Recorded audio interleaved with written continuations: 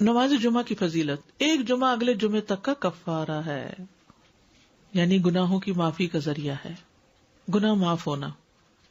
حدیث میں ہے کہ آپ نے فرمایا جس نے غسل کیا پھر جمعے کے لیے حاضر ہوا، پھر اس کے مقدر میں جتنی نفل نماز تھی پڑھی، یعنی مسجد میں آ کے مسجد کے نفل پڑھے، ویسے پڑھے، پھر خاموشی سے خطبہ سنتا رہا حتیٰ کہ خطیب اپنے خطبے سے فارغ ہو گیا، پھر اس کے ساتھ نماز پڑھی، اس کے اس جمعے سے لے کر دوسرے جمعے تک کے گناہ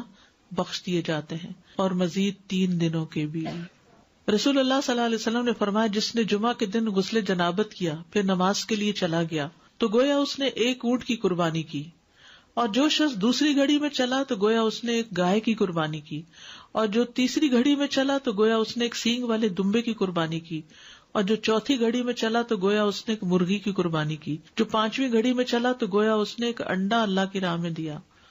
اور جب امام خطبے کے لیے نکل جاتا ہے تو فرشتے ذکر سننے کے لیے حاضر ہو جاتے ہیں، یعنی وہ لکھنا بند کر دیتے ہیں۔ یہ ایکسٹرا